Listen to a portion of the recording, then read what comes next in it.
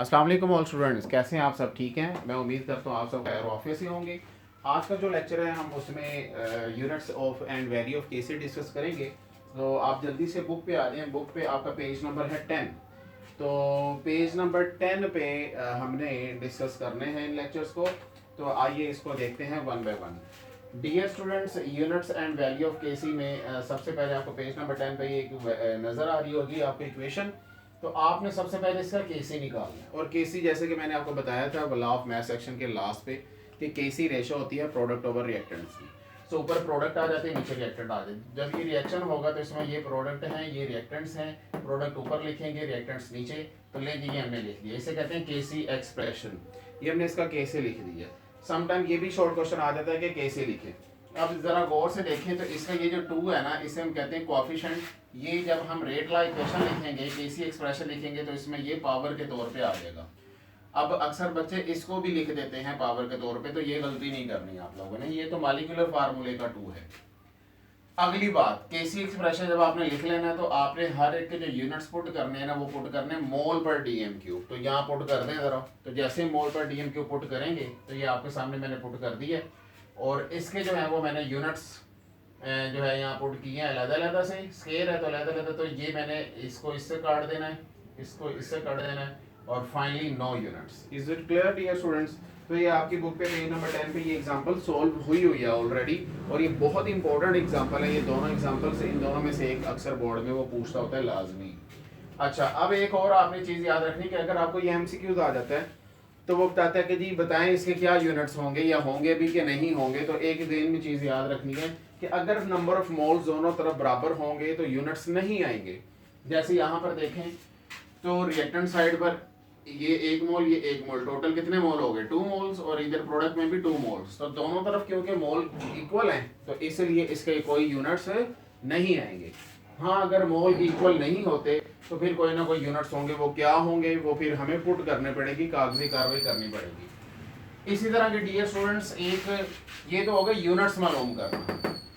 एक और एग्जांपल आपकी बुक में दी हुई है, उसको देखते हैं। इसी पेज नंबर 10 पे नीचे दी हुई है। अब ये रिएक्शन है कि आपका, तो इसमें भी आप केसी एक्सप्रेशन लिखेंगे। पहले ये केसी लिखा आपने, ऊपर प्रोडक्ट आ गए, नीचे रिएक्टेंट्स आ गए, यूनिट्स पुट कर देंगे हर एक के।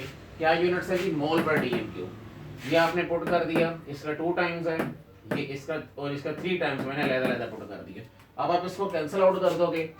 ये यूनिट्स इससे कट गए, ये यूनिट्स इससे कट गए, और बाकी कितने यूनिट्स रह गए? 2 दफा मोल पर डीएम क्यूब लिखे थे, तो ये इसका स्केयर आ गया। ठीक है, अब इसका स्केयर मैं ओपन करूंगा तो ये इसका स्केयर आ जाएगा +2 और इसकी -6 हो जाएगा। और ये जब ऊपर जाएंगे तो ये यूनिट्स आ जाएंगे। तो इसके ये यूनिट्स हैं। ये अक्सर एमसीक्यूज में पूछा जाता है कि इसके यूनिट्स इस एक्सप्रेशन के क्या होंगे। तो पर मोल स्केयर डीएम का 6। ठीक हो गया बात?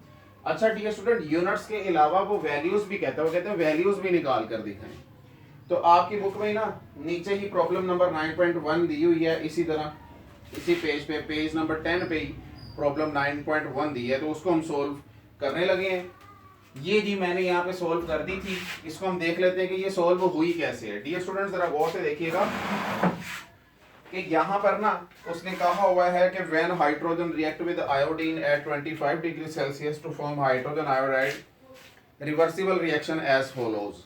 नीचे उसने रिएक्शन भी लिख दिया। और फिर उन्होंने कहा जी इस रिएक्शन में जो इनकी कंसंट्रेशंस हैं वो उन्होंने वैल्यूज भी बता दी कि हाइड्रोजन की इतनी है, आयोडीन की और हाइड्रोजन आयोडाइड की इतनी है।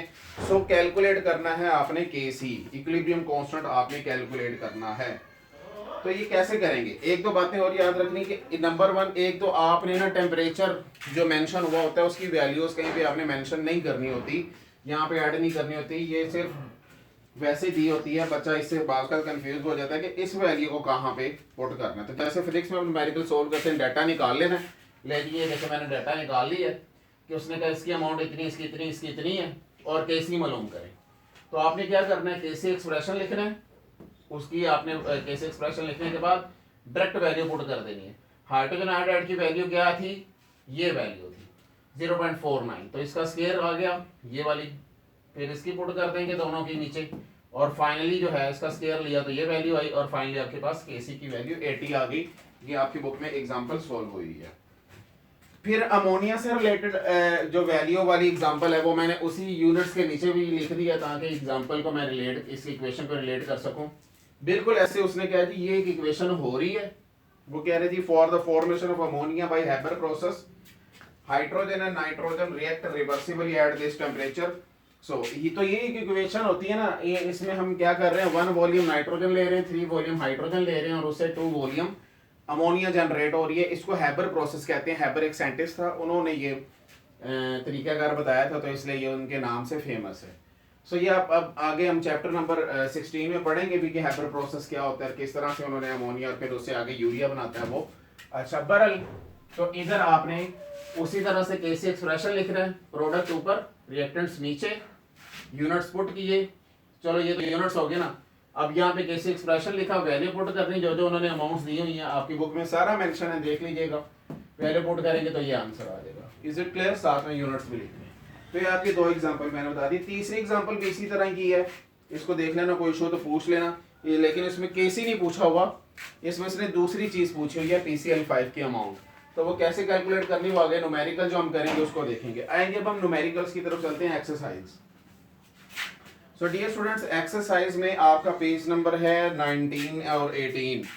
तो इसमें सबसे पहली जो इक्वेशन है न्यूमेरिकल नंबर 118 पे वो कह रहा है for the decomposition of dinitrogen oxide into nitrogen and oxygen reversible reaction take place as follows and concentration of dinitrogen oxide nitrogen in oxygen is 1.1 molar per dm cube, 3.90 and 1.95 mole per dm cube respectively at equilibrium. Find out for this reaction.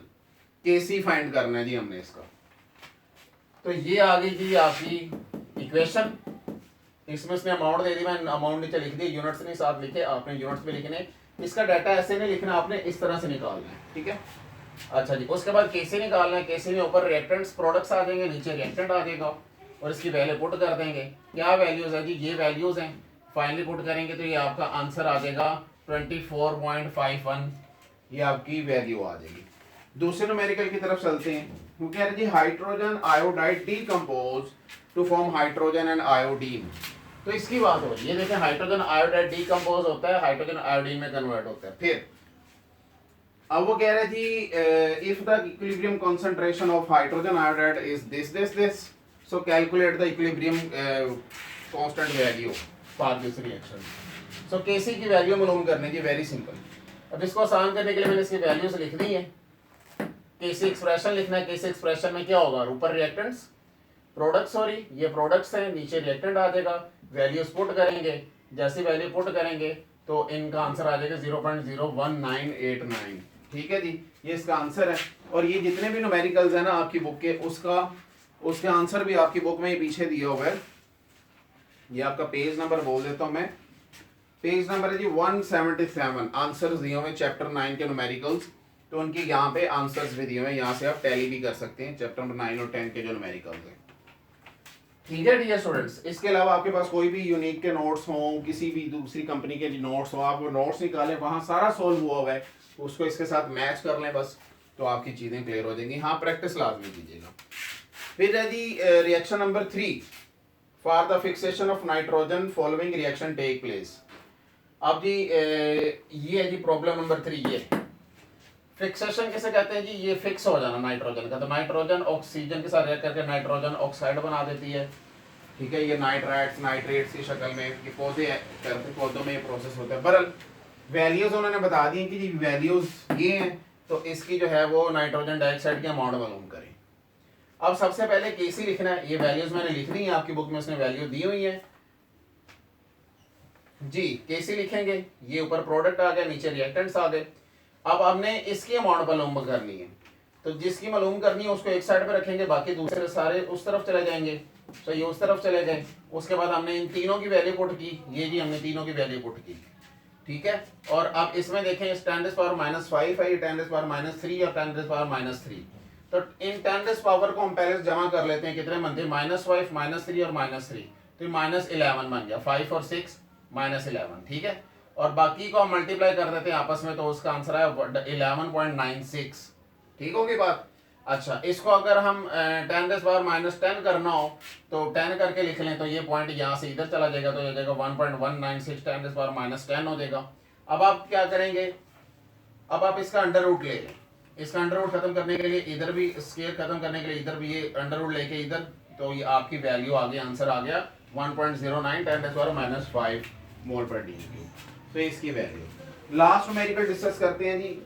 इसमें वो कह रहा है कि when nitrogen react with hydrogen to form ammonia, तो ये example number 4 की बात हो रही है ये कि when nitrogen react with hydrogen to form ammonia the equilibrium mixture contain 0.31 mole and 0.50 mole of nitrogen and hydrogen respectively. ये रिस्पेक्टिवली क्या होता है, रिस्पेक्टिवली का मतलब ये होता है कि जो पहले वैल्यूज दी है वो पहला जो नाम आएगा उसकी वैल्यू होगी। जैसे वो कह रहा है 0.31 और 0.50 ऑफ नाइट्रोजन एंड हाइड्रोजन, तो नाइट्रोजन पहले है तो उसकी वैल्यू पहली वाली होगी कौन सी, 0.31, फिर हाइड्रोजन तो हाइड्रोजन की। If Kc value is this then what will be the concentration of ammonia.